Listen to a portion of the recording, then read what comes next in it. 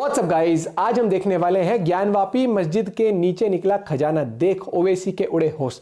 Sitaram TV channel से video है, original video का लिंक है डिस्क्रिप्शन में। अगर आप चैनल पर नए हो तो प्लीज सब्सक्राइब। वीडियो होगी काफी इंटरेस्टिंग, तो देखते हैं। 1 2 3 गो।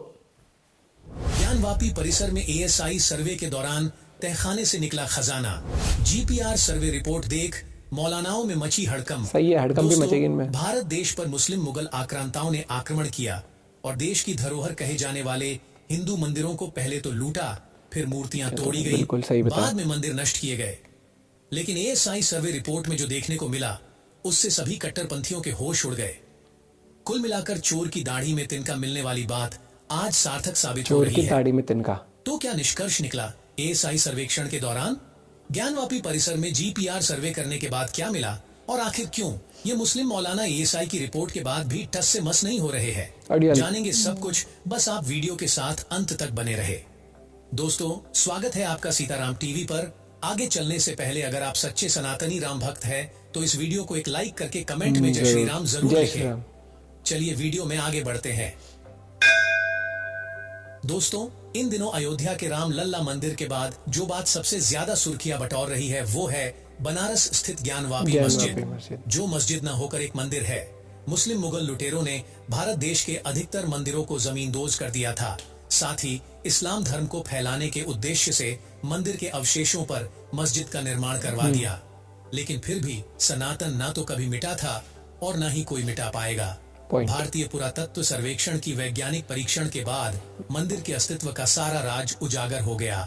सारे सच्चाई बाहर आ गई, पता लग गया। बता दे कि ज्ञानवापी परिसर के नीचे कई ऐसी हैरत अंगेज चीजें मिली हैं जिसे देखकर कोई अंधा भी ये बोल देगा कि ये सभी किसी बड़े मंदिर के अवशेष जान पड़ते हैं। दोस्तों, आपको बता दे कि ज्ञानवापी एक शुद्ध संस्कृत शब्द है जिसमें वापी का मतलब होता है एक कुआं या बावड़ी। तो कुल मिलाकर ज्ञानवापी नाम ही मस्जिद के होने पर एक बड़ा सवाल उठा रहा है। जीपीआर सर्वेक्षण के बाद जब ज्ञानवापी परिसर के नीचे मुस्लिम पक्ष के कब्जे वाले तहखाने में खुदाई हुई तो यह पता चला कि तहखाने में एक दो नहीं बल्कि 3 कुएं मिले। एक कूप तो 26 फीट गहराई और 7 फीट चौड़ाई वाला मिला, बाकी 2 कुएं 6-6 फीट के मिले। जैसा कि आप जानते हैं कि हिंदू धार्मिक परंपराओं के अनुसार अधिकतर हिंदू मंदिरों में हमें कुएं देखने को मिल जाएंगे जहां का पानी जलाभिषेक के काम में लिया जाता है। लेकिन सोचने वाली बात यह है कि मस्जिद में इस कुएं का क्या काम, और आज ये पवित्र कुएं कोई अच्छी अवस्था में नहीं मिले हैं। निश्चित रूप से मुगलई शासन ने इन पवित्र कुओं को पटवाने की भरसक कोशिश की थी। केवल कुएं ही नहीं बल्कि एएसआई जांच परीक्षण में असंख्य सबूत मिले हैं जो चीख कर यह कह रहे हैं कि मस्जिद से पहले यहाँ एक बड़ा हिंदू मंदिर था। चलिए अब एक एक करके आगे जानते हैं कि एएसआई की सर्वे रिपोर्ट में क्या देखने को मिला। ज्ञानवापी की सर्वे रिपोर्ट में 9 हिंदू देवताओं की कुल 55 मूर्तियां देखने को मिली जो खंडित अवस्था में थी।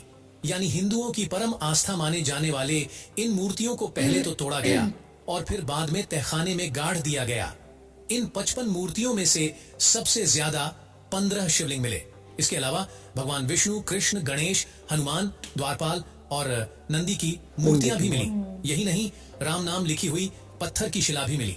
दोस्तों, आपको बता दें कि ज्ञानवापी परिसर पिछले लगभग 400 सालों से मुसलमानों के कब्जे में है, लेकिन फिर भी ये लोग आज तक मंदिर होने के सबूतों को नहीं मिटा पाए हैं। एएसआई रिपोर्ट में इस बात का खुलासा हुआ है कि इस मंदिर का स्ट्रक्चर बिल्कुल वैसा ही है जैसा 17वीं शताब्दी में औरंगजेब ने मंदिरों को तोड़ा था। मंदिर को तोड़ने के बाद उसके ही हिस्से को थोड़ा मॉडिफाई करके, थोड़ा फेरबदल करके फिर से प्रयोग में लिया गया और वर्तमान ढांचा यानी मस्जिद को बनाया गया। दोस्तों, आपको बता दें कि एएसआई जांच रिपोर्ट में इसके अलावा कुल 93 सिक्के भी मिले हैं जिसमें 3 तरीके के सिक्के शामिल हैं। ब्रिटिश काल के सिक्के, अरबी सिक्के और राजा माधव राव सिंधिया प्रथम के शासन काल के समय चलने वाले तांबे के सिक्के मिले हैं। अब यहाँ भी सोचने वाली बात है कि मस्जिद में सिक्कों का क्या काम? क्या कभी मस्जिद में मुस्लिम शख्स को सिक्के चढ़ाते देखा है? लेकिन हिंदू मंदिरों में तो दर्शन के दौरान सिक्के चढ़ाने या मंदिर स्थल पर सिक्के चिपकाने की बहुत पुरानी परंपरा है जिसे आज तक निभाया जाता है। यही नहीं, भारतीय पुरातत्व सर्वेक्षण को वैज्ञानिक सर्वे में एक अन्य विस्मित करने वाली चमकीली वस्तु भी मिली जो 2 सेंटीमीटर लंबी और 2 सेंटीमीटर चौड़ी है।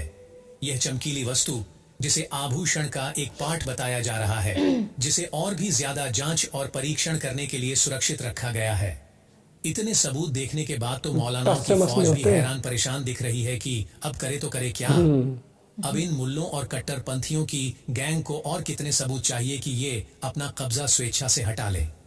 दोस्तों, प्राप्त जानकारी के अनुसार वाराणसी में 30 साल बाद फिर से वही सुखद खबर लौट आई है, जब जिला अदालत के फैसले के बाद ज्ञानवापी के व्यास तहखाने में पूजा पाठ शुरू कर दिया गया है। सभी हिंदू पक्षों ने इस फैसले का सहर्ष स्वीकार किया। श्रद्धालुओं की भीड़ भी उमड़ने लगी है और ज्ञानवापी ढांचे के चारों ओर बढ़ती हुई हलचल को देखते हुए कड़े सुरक्षा बल को तैनात कर दिया गया है। हिंदू साइड के वकील विष्णु शंकर जैन ने कहा कि माननीय जिला कोर्ट ने व्यास तहखाने में पूजा पाठ करने का आदेश दिया है।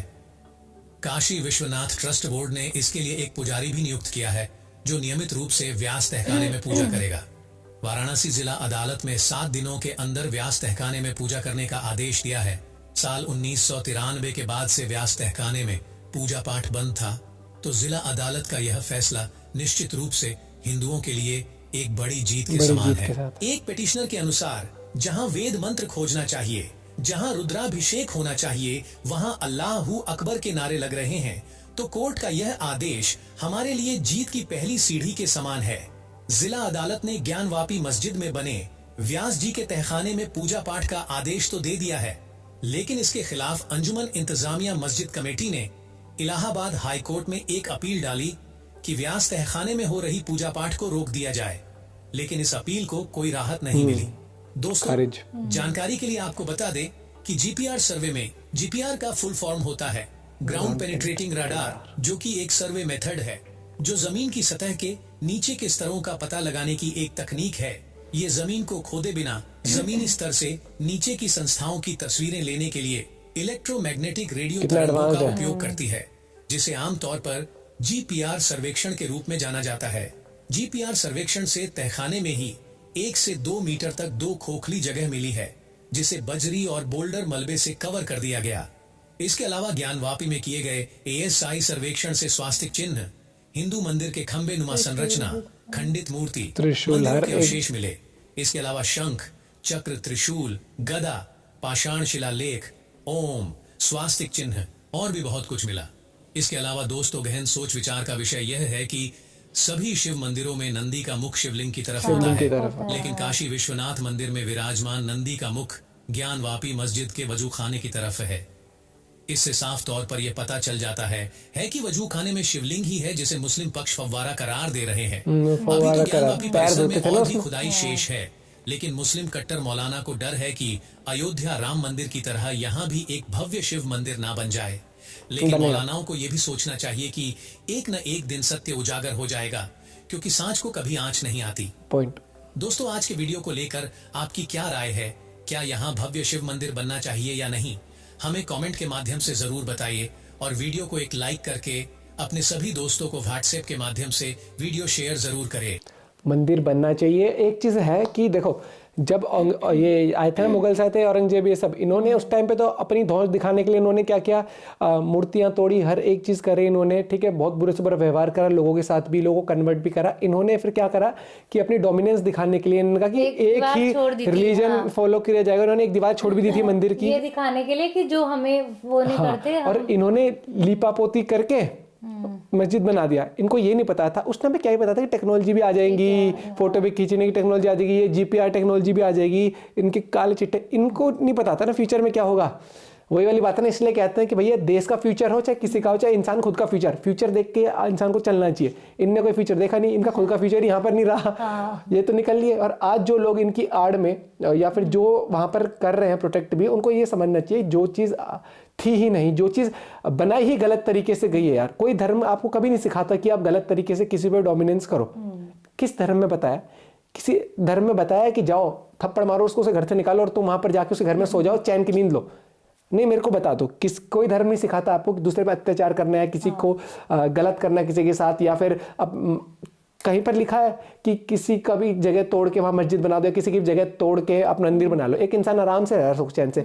आप आओगे 50-60 लोग लेके, तोड़ दोगे मकान उसका, कह ना भाई तू नहीं रहेगा यहाँ पे, यहाँ तो हम तो मंदिर बनाएंगे, यहाँ पे लोग पूजा पाठ नहीं होता ना ऐसा। ना वो शिक्षा है, ना वो मैनर्स है, ना वो एटिकेट्स है, ना वो कोई भी रिलीजन आपको सिखाता है। और जो चीज़ हुई है जो सबके सामने है, लेकिन है ये तो कि हाँ, कुछ लोग इतने आइडियल है। मैं तो ओवैसी का भाषण सुनता हूँ ना, मुझे बहुत कई बार तो अंदर से ऐसा लगता है कि भैया ये कहना क्या चाहते हैं। हाँ, एक तरफ कहते हैं कि हम हाई कोर्ट के हाई कोर्ट डिसीजन, और फिर आने के बाद कहते हैं कि आज जो है हमारे मस्जिदों के साथ हो रहा है। भैया कोई किसी की मस्जिद पे नहीं कुछ उंगली उठा रहा है, जो चीज़ गलत हुई है उस चीज़ के ऊपर उंगली उठ रही है। तो थोड़ा सा सोचना चाहिए। और आज के टाइम पर जो एजुकेटेड लोग हैं ना, या जो सीरियसली जो चाहते हैं कि शांति बनी रहे, जो रियलिटी है उसको एक्सेप्ट करें, तो बहुत कम लोग दिखते हैं मुझे। उनके जो भाषण सुनने वाले लोग हैं उनमें से जो भाषण सुनने पहुंच ही गया, जो ताली बजा रहे वो तो वैसे ही गया दिमाग से। वीडियो बहुत बढ़िया बनाई उन्होंने और हर एक चीज़ बताई उन्होंने डिटेल में क्या कुछ निकला है। और अब वो देखो ना कि यार वो जहाँ पर शिवलिंग था वहां पर वो पैर धो रहे हैं। अब मना कर दिया ना लेकिन कोर्ट ने। डिसरिस्पेक्ट करी गई है कितने टाइम से, हर एक चीज़ की सामने। वही वाली बात है, सच आता है सामने, थोड़ा टाइम लग जाता है। आपको वीडियो कैसे लगी जरूर बताना, और ऐसे ही आप वीडियोस देख सकते हैं सीताराम टीवी पर। बहुत अमेजिंग तरीके से वो हर एक टॉपिक को कवर करते हैं। मिलते हैं आप लोगों से एक और वीडियो के साथ। Bye bye, take care.